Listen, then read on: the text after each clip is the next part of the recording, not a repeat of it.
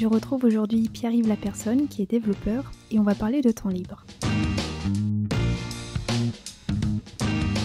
Alors on ne va pas parler du temps libre personnel, mais bien de temps libre sur le temps de travail, autrement dit du temps accordé par des entreprises à leurs salariés.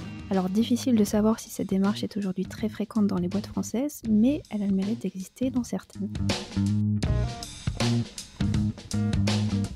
Et justement, Pierre-Yves va nous raconter comment il a exploité ce temps libre, ce que ça lui a aussi apporté d'un point de vue personnel et en tant que dev. Très bonne écoute. Alors bonjour Pierre-Yves. Bonjour Edwin. Alors merci d'être aujourd'hui avec moi. Et pour commencer, est-ce que tu pourrais te présenter s'il te plaît ? Donc je m'appelle Pierre Lapersonne et je suis développeur iOS et Android chez Orange dans la région de Toulouse. Quand on s'est parlé, quand on s'est contacté en off, on a parlé de créativité chez les devs et notamment de l'intérêt qu'il pouvait y avoir à avoir du temps libre sur son lieu de travail. Alors comment tu as découvert ce principe ? Est-ce que c'est quelque chose qui était important pour toi quand tu as cherché ton travail ? Comment ça t'est venu ? Alors, comment j'ai découvert ce principe? En fait, c'est dans l'entreprise où j'ai fait ma formation, qui m'a recruté par la suite. Je voyais des collègues qui parfois faisaient des choses qui sortaient du quotidien, ou alors qui s'absentaient, par exemple, une journée ou une demi-journée, euh, pour faire des trucs qui avaient l'air cool. Et je leur disais, bah ouais, bah qu'est-ce que vous faites? Et ils me disaient, bah là, on va dans un hôpital faire une session découverte du code auprès des enfants hospitalisés.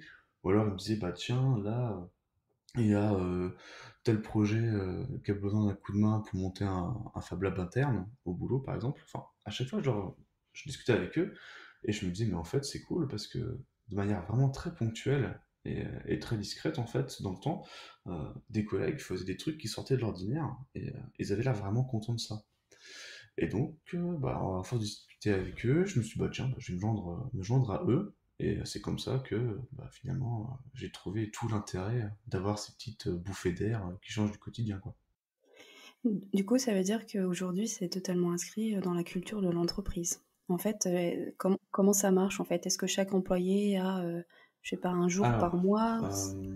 là, en l'occurrence, je travaille chez Orange, qui est une très grosse entreprise avec différentes business units, différentes directions, dont je vais pas pouvoir faire de généralité. Je sais toutefois que dans la direction dans laquelle je suis, il y avait une bienveillance managériale qui avait compris l'intérêt que les développeurs et développeuses sont des personnes créatives et que leur laisser un peu de temps libre, ça allait pas leur faire de mal en fait. Parce que par exemple, quand tu es dans des sprints super longs ou alors que en fait tu es juste sous l'eau à coder, coder, coder, il y a des moments, sortir un peu du contexte et voir ailleurs, ça fait vraiment du bien. Et on a eu une ligne managériale qui a dit, bon bah voilà, on se débrouille pour trouver un petit budget à raison de X jours par an pour les personnes qui le souhaitent. Donc en gros, si les personnes ne veulent pas, elles ne font rien. Voilà. S'il y a des personnes qui sont tentées et qui ont besoin, elles le font. Sachant que c'est pas non plus la foire, hein, parce qu'il faut que derrière on montre un petit peu ce qu'on en fait, parce que c'est quand même sur notre temps de travail, donc on ne peut pas se permettre de partir à la plage sur ces créneaux-là, tu vois. Et donc, ça t'est mis comme ça, un peu comme une forme un peu de contrat. C'est si tu as besoin, si tu as une idée, tu as des jours, sinon c'est pas grave. Et sur les premières exploitations qui ont été faites, il y a eu vraiment des beaux trucs qui sont apparus grâce à ça, quoi. Et finalement, c'est un modèle qui fait ses preuves. Parce que c'est avant tout basé sur la confiance, en fait. D'accord. Alors, est-ce que tu peux nous donner quelques exemples des projets qui ont été montés grâce à ces temps libres ? Ouais, là, par exemple, on a des collègues qui se sont dit que euh, le problème avec le numérique, c'est tout ce qui est fracture numérique, dans la mesure où il y a des écoles qui n'ont pas forcément les moyens que des autres et qui peuvent pas forcément faire découvrir aux enfants la programmation et des choses comme ça. Et donc, à l'initiative de certains collègues, il y a tout un projet qui a été mis en place pour notamment, euh, de manière ponctuelle, faire une intervention dans des écoles. Donc ça peut être des établissements scolaires hein, entre guillemets défavorisés, donc, un profil REP, REP+, par exemple, euh, pas nécessairement, mais ça peut. Et on intervenait dans des établissements de ce genre pour passer une demi-journée avec les enfants, leur faire découvrir un peu la programmation avec des robots, comme par exemple le robot Timio, ou alors leur faire découvrir la création d'un petit jeu vidéo avec Scratch. Ça, c'est un exemple en fait. D'accord. Et tu parlais au début aussi de l'hôpital, hein? Ouais. Alors, honnêtement, j'ai plus l'historique de ça, mais pareil, c'était des collègues qui avaient vraiment cette volonté de partager, d'impulser des trucs, qui se sont dit que en fait, dans un hôpital, pas loin de là où j'étais avant, c'est un hôpital en fait qui fait office aussi de centre de rééducation et qui accueille des enfants qui sont hospitalisés et qui ont besoin quand même d'avoir une scolarité.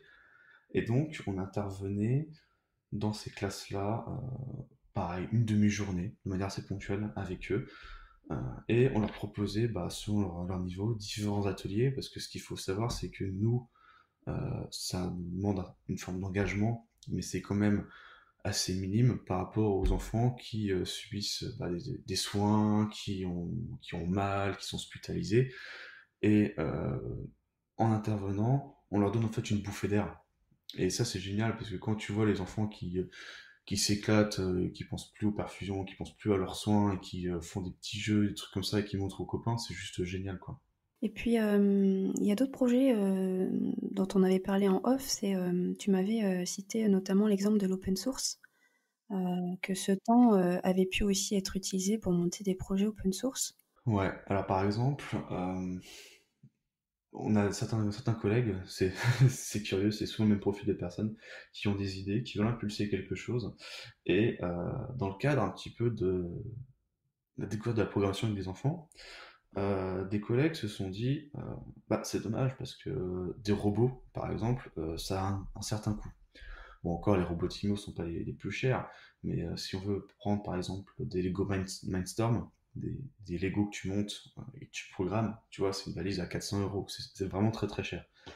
Et des collègues se sont dit, bah tiens, c'est l'occasion de créer nous-mêmes un robot qui est open source, donc c'est-à-dire que tout le programme du robot est en ligne, qui est aussi open hardware, ça veut dire que tous les plans de montage sont dessus, et ce robot-là permet en fait à des enfants de découvrir la programmation de manière vraiment très simple. Donc il y a eu plusieurs itérations. Euh, des, des collègues ont apporté différentes contributions sur les plans, sur le firmware, sur des apps pour piloter le robot. Et à force d'essais, à force de démos, ce projet-là, elle vend en poupe et il fonctionne vraiment très bien, quoi. Et maintenant, je sais que, par exemple, sur le site breton, où j'étais avant, ce robot-là, on le voit à peu près partout, parce qu'il a un coût de réalisation vraiment très faible, quoi. OK. Et alors là, on a parlé de plusieurs exemples de projets, que vous avez pu développer en ayant du temps libre. Mais, j'ai envie de te demander, toi, en fait, à titre personnel, qu'est-ce que ça t'apporte d'avoir ce temps libre, hein? Alors moi, ça m'apporte pas mal de choses. Déjà, ça peut, entre guillemets, casser un peu la routine, casser le quotidien, dans la mesure où on enchaîne les sprints, où on arrive, on a nos daily meetings, on fait des points, on fait du pair programming. Le fait de faire ce genre de choses, ça permet déjà de casser la routine, parce qu'on se dit, tiens, on va contribuer sur un projet open source qui n'a rien à voir avec ce que je fais. Tiens, je vais intervenir dans une école avec des collègues qui font pas du tout le même métier que moi. Et donc ça, c'est vraiment sympa parce que du coup, ça fait des petits trucs comme ça. Tu dis, ah ouais, tiens, c'est cool, jeudi matin, je vais dans une école et t'as ce côté un peu rafraîchissant ou qui change un peu, quoi. Ce qui est bien aussi, c'est que ça évite malgré soi, de s'enfermer dans une sorte de bulle où, quand tu travailles ou même avec ta vie quotidienne, tu t'aperçois pas forcément que t'as des gosses qui sont hospitalisés, qui ont des soucis, qui ont des écoles qui n'ont pas les mêmes moyens. Le fait d'intervenir auprès d'enfants, ça permet en fait de remettre un peu les pieds sur terre de temps en temps, et tu te rends compte que finalement, tu peux vraiment leur faire du bien, quoi. C'est vraiment intéressant dans la mesure où tu passes du temps avec des gens tu fais quelque chose avec, ces gens-là sont contents, ça leur fait plaisir, et ça, c'est le meilleur retour que tu peux avoir, quoi. Sinon, parce que voilà, si tu fais un atelier avec des jeunes et que, bah, mine de rien, ils font tous la tête et ils aiment pas, bah, franchement, t'as totalement raté le truc. Alors que si tu vois qu'ils en parlent à leurs parents, que les parents ils sont demandeurs, ou même que une école ou un hôpital recontacte les organisateurs pour refaire ça, là tu dis c'est juste génial, quoi.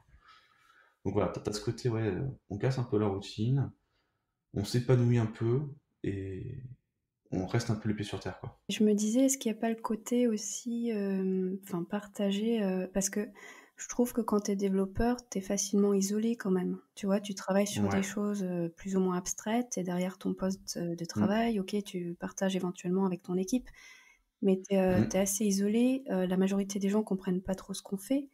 Eh oui. C'est pas forcément toujours très satisfaisant. Ça peut donner Mm. l'impression que ce qu'on fait ne sert pas forcément. On voit pas forcément toujours à quoi ça sert ce qu'on fait, je trouve. Ouais, il y a de ça aussi, ouais. Je vais prendre un exemple.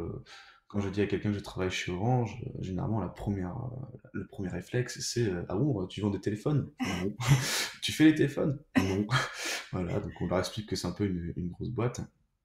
Et, euh, et après, tu vois, toute cette démarche un peu d'intervenir dans les temps d'activité périscolaire ou autre, ça fait aussi partie de la dimension RSE de la boîte. En gros, tout ce qui est responsabilité sociétale de l'entreprise, c'est quelque chose dont on entend de plus en plus parler en fait, parce que ça commence à être vraiment un sujet d'actualité.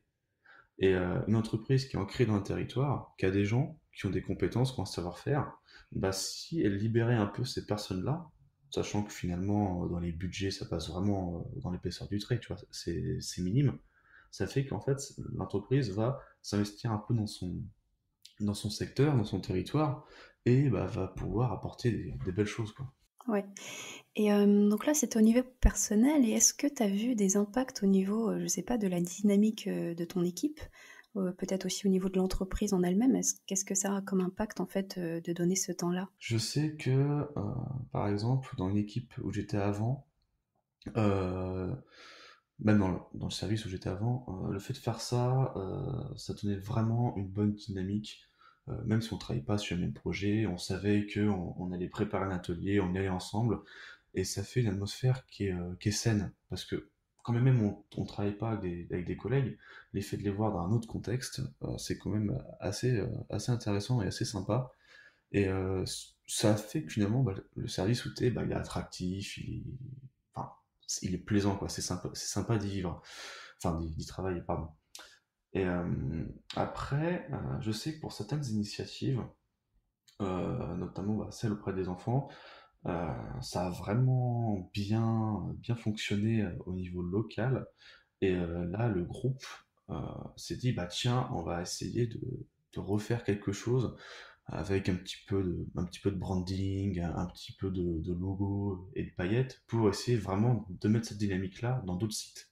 Et c'est ça qui est intéressant parce que c'est une initiative de quelques personnes à un endroit qui a marché. On a une bienveillance managériale qui a fait que on a eu du temps pour ça et qui a valorisé le truc. Et maintenant, cette idée-là, tu vois, s'est propagée. Et là, cet été, j'ai dû déménager. J'ai quitté ma Bretagne, je suis arrivé en Occitanie et j'étais super content de voir que j'ai retrouvé d'autres collègues qui intervenaient aussi dans des écoles ou qui faisaient des choses de ce genre-là, tu vois. Et est-ce que d'avoir fait ces expériences, ça change un petit peu ton regard sur ton métier? Enfin, est-ce que ça a eu un impact aussi, sur toi, par rapport à ton métier, ta relation? Alors ça, c'est une excellente question. Un impact sur moi, d'un point de vue technique, pas spécialement, mais pour moi, ça me conforte dans l'idée que si on considère les développeurs autre chose que des tâcherons du code ou des personnes qui produisent, si on leur laisse du temps pour prendre des initiatives ou faire des choses, là, il y a moyen quand même de créer de belles histoires, quoi. Je me dis, bon, on est développeur, on est là pour produire, on est là pour avancer sur des produits, mais effectivement, le développeur, généralement, mais pas tout le temps, c'est quelqu'un qui a envie de partager, ça peut être quelqu'un qui a envie de faire partie d'une communauté, et le fait de faire ça, c'est quand même vraiment une bonne chose, quoi. Ça m'a conforté dans l'idée que bah, faut qu'on y aille, de notre propre initiative ou avec d'autres collègues. En fait, c'est bien peut-être de croiser les domaines, parce que Mm, finalement, ce que tu dis, c'est que ces expériences, ça te permet d'aller dans des endroits, dans des secteurs où mm, tu aurais pas eu l'occasion d'aller et ouais. finalement, en croisant, ça crée de nouvelles choses, Mm, ça enrichit tout le monde mm, mm, et mm. c'est peut-être ça qui manque, aujourd'hui. Enfin, je sais pas, Pour moi, ouais, ça manque. Et après, ça peut faire un peu aussi partie de la culture d'entreprise. Tu vois, je te dis que si un jour je suis sur le marché de l'emploi et que je cherche un poste, je vais regarder bah, forcément l'intitulé du poste, les missions, les aspects de bikini, etc. Mais je regarderai aussi si la boîte, on la trouve ailleurs que dans ses plates-bandes. Par exemple, il y a des entreprises euh, on les voit souvent dans les conférences. Ce sont ces boîtes-là qui ont des devs qui s'inscrivent dans des user groups et qui animent des associations et des communautés. Et là, tu te dis, bah, c'est bien parce que ça bouge, c'est dynamique. On remet de l'humain, quoi. Si c'est une entreprise que tu vois jamais, sauf dans les forums étudiants pour recruter, et si tu n'entends jamais entendu parler en dehors bah, de son site web et des produits qu'elle a, peut-être que l'humain est plus vraiment là, quoi. ouais. Donc du coup, ce serait vraiment pour toi un critère, essentiel, hein, si jamais tu cherches un nouveau boulot. Tu auras envie que ta boîte s'inscrive dans cette démarche-là et offre en fait la possibilité aux gens vraiment de s'impliquer, hors de leur travail sur des projets. Ouais, après, je dirais pas forcément essentiel. Je dirais par contre que si une entreprise fait ça, déjà ça va m'attirer, quoi. Ou alors si j'hésite entre une entreprise qui le fait et une autre qui le fait pas, ça peut être vraiment un choix discriminant. Et est-ce que tu sais s'il y a beaucoup d'entreprises qui le font? Parce que, bah, je sais que dans les quelques entreprises, où j'étais, ces dernières années, il y avait cette envie-là, mais on avait du temps, en fait, pour nous, par exemple, chez Le Bon Coin, c'était plutôt pour s'auto-former, en fait, ou pour participer, à des projets en interne ou monter des projets en interne.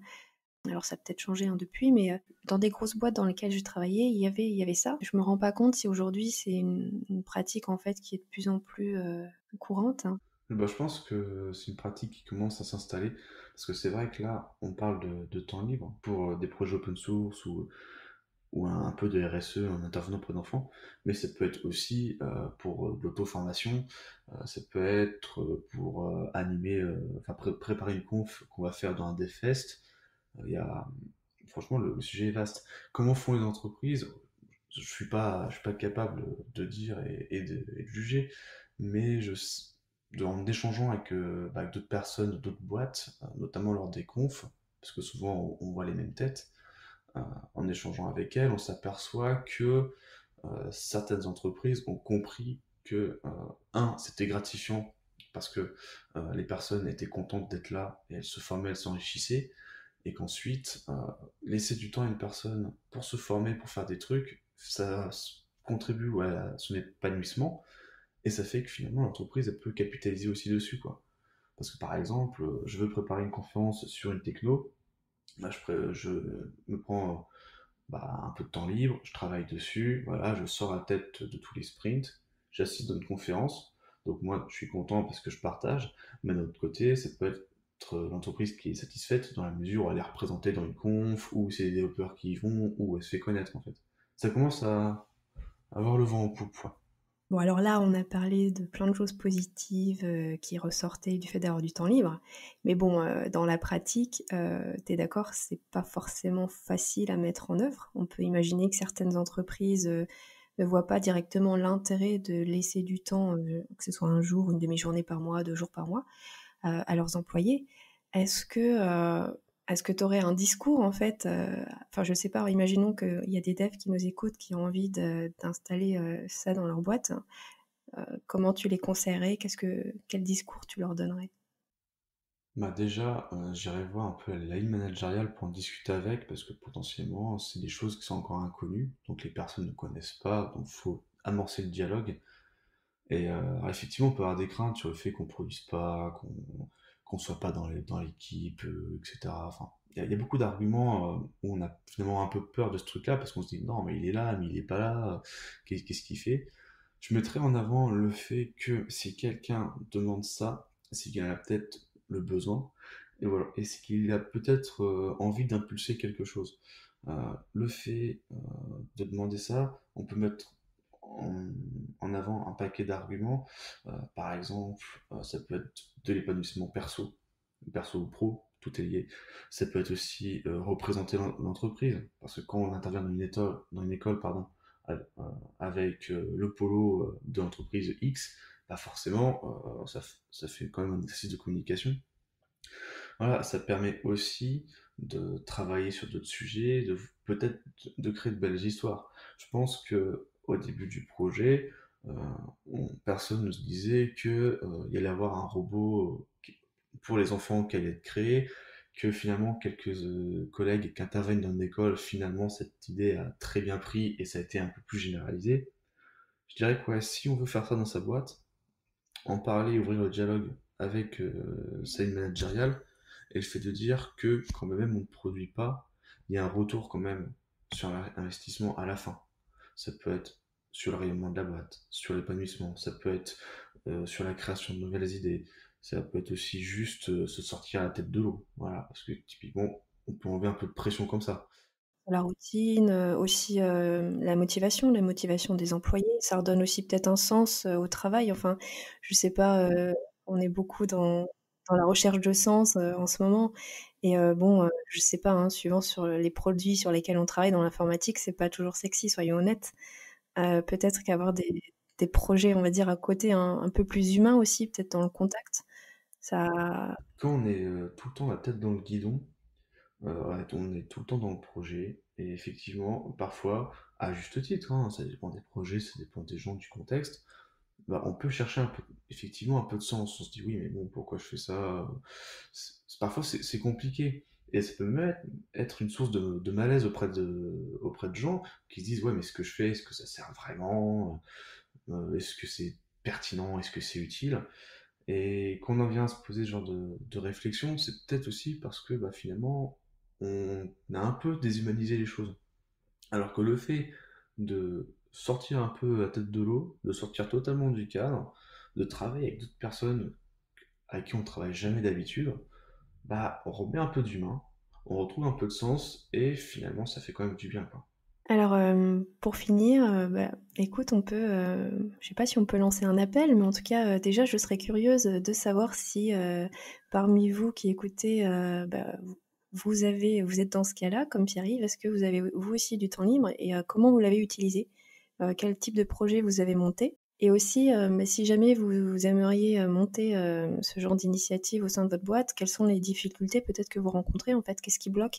Qu'est-ce qui fait qu'aujourd'hui certaines entreprises, n'ont peut-être pas envie de sauter le pas et de laisser du temps libre comme ça, à leurs devs? Je sais pas si tu veux rajouter quelque chose, Pierre-Yves? Il faut essayer, faut demander, faut tenter, voilà. Parfois ça va prendre, parfois ça ne prendra pas. Mais finalement, un peu de temps libre, ça peut être utilisé pour beaucoup de choses. Ça dépend vraiment de chacun, quoi. OK. Eh bah, écoute, je te remercie. Mais merci à toi. J'espère que cet épisode vous a plu. N'hésitez pas à venir en discuter sur notre blog, blog.humancolors.com, et puis à nous suivre sur les réseaux sociaux Twitter et LinkedIn. Je vous dis à très bientôt dans un nouvel épisode.